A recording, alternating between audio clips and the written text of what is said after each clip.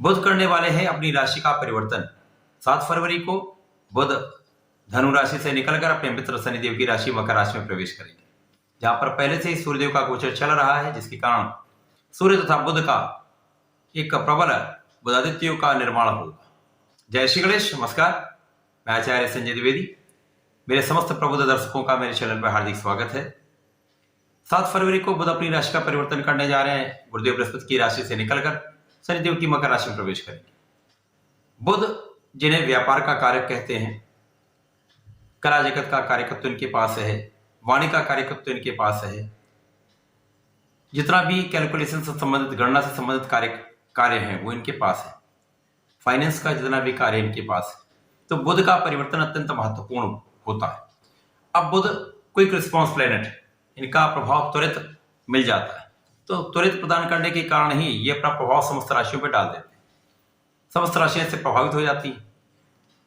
जब बुध का परिवर्तन हो रहा है और ये उनकी मित्र की राशि में हो रहा है, जो अत्यंत महत्वपूर्ण है, साथ ही साथ यहाँ पर सूर्य के साथ जो बुध के मित्र हैं उनके साथ युति भी हो, जिसके कारण बुधादित्य योग का निर्माण होगा। आज मैं मिथुन राशि के लिए, मिथुन लग्न के लिए बुध के इस परिवर्तन का क्या प्रभाव रहने वाला है, किस प्रकार के लाभ मिलने वाले हैं, कौन सा भाव प्रबल होगा तथा कहां पर आपको सावधान रहना होगा, संपूर्ण विश्लेषण मैं पूर्ण तर्क के साथ करने जा रहा हूं। प्रिय दर्शकों, जब किसी ग्रह का गोचर परिवर्तित होता है, यदि ये अनुकूल भाव में जाता है तो अत्यधिक लाभान्वित करता है। इसी प्रकार से यदि ये नकारात्मक भाव में जा रहा है तो कुछ नकारात्मकता अवश्य देता है। जो बड़े ग्रहों का गोचर है, जो लंबी अवधि तक किसी एक राशि में गोचर करते हैं, उनका गोचर बहुत महत्वपूर्ण होता है। लेकिन जो ग्रह बहुत जल्दी अपनी राशि का परिवर्तन करते जाते हैं, तो वहां पर यह भी देखना होता है कि आपके लग्न की स्थिति कितनी प्रबल है, आपकी कौन सी दशा चल रही है। यदि अच्छी दशा चल रही है, अच्छी स्थिति में आपकी लग्न है तथा ग्रहों का परिवर्तन भी अनुकूल है, तो आपको बहुत लाभ मिलता है, क्योंकि बुध त्वरित अपना प्रभाव दे देते हैं। तो निश्चित रूप से इसका प्रभाव त्वरित मिल जाता है, परिणाम तुरंत प्राप्त हो जाते हैं। मिथुन राशि के लिए बुध लग्नेश है तथा सुखेश है। लग्नेश तथा सुखेश का गोचर वर्तमान में धनु राशि में चल रहा है, जहां पर ये 7 फरवरी तक रहेंगे। 7 फरवरी से इनका गोचर अपने मित्र की राशि में मकर राशि में प्रारंभ होगा। अभी तक ये केंद्र में है, केंद्र में होकर अपने लग्न को देख रहे हैं, तो निश्चित रूप से लग्न को प्रबलता मिल रही है। इसके पश्चात इनका गोचर अष्टम भाव में हो जाएगा। अष्टम भाव में जहां पर पहले से ही सूर्यदेव का गोचर चल रहा है। मिथुन राशि के लिए सूर्यदेव पराक्रमेश है, पराक्रमेश का गोचर मकर राशि में चल रहा है।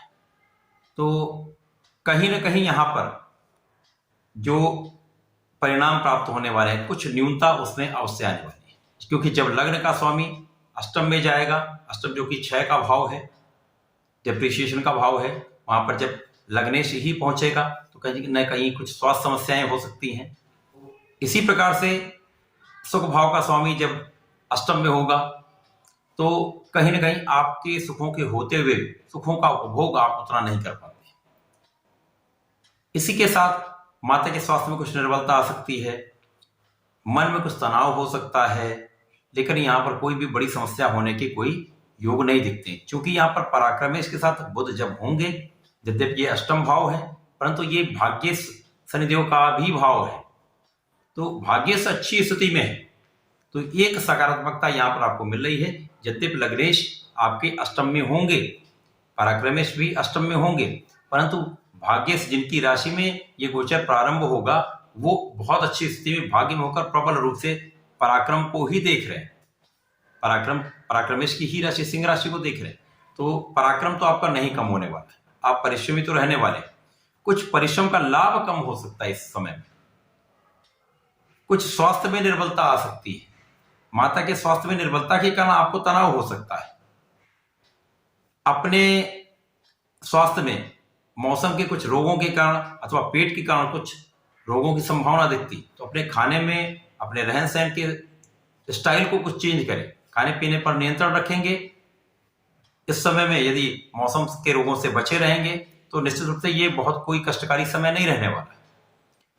यहां पर जब पराक्रमेश के साथ बुध होंगे और ये अपने धन भाव को देखेंगे, तो निश्चित रूप से यहां पर धन का तो आपको लाभ मिलेगा ही मिलेगा, धन का लाभ मिलेगा, परिश्रम भी आपका रेगुलर आपको लाभ देता रहेगा, तो जिसके कारण धन की प्राप्ति आपको होती रहेगी। यहां पर केवल स्वास्थ्य समस्या के कारण, मां के स्वास्थ्य के कारण आप उतना सुखों का उपभोग नहीं कर पाएंगे।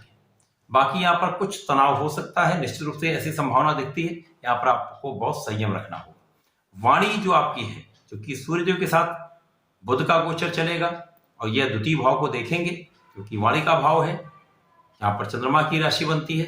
तो अपने वाणी पर आपको इस समय संयम अवश्य रखना चाहिए। वाणी के कारण परिवार में कुछ समस्या, आपस में संबंधों में समस्या हो सकती है, तो वहां पर आपको नियंत्रण अवश्य रखना चाहिए। परंतु यहाँ पर परिवार की संपत्ति का भाव आपका अवश्य प्रबल होगा, परिवार संपत्ति से लाभ की संभावना बढ़ जाए। तो यदि इस समय में आप अपने वाणी पर नियंत्रण रखेंगे, खाने पीने पर अपना नियंत्रण रखेंगे, अपने स्वास्थ्य का कुछ ध्यान रखेंगे, तो निश्चित रूप से ये समय उतना नकारात्मक नहीं है जितना आपको लग रहा हो।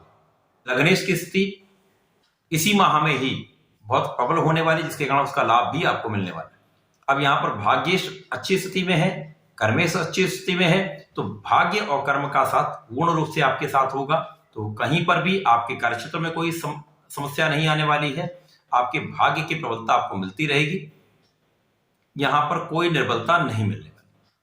केवल और केवल आपके स्वास्थ्य में अथवा आपके मां के स्वास्थ्य में समस्या आएगी। यहां आपको ध्यान रखना होगा, वाणी पर नियंत्रण रखना होगा, जिससे आपसी संबंध कटु ना बने।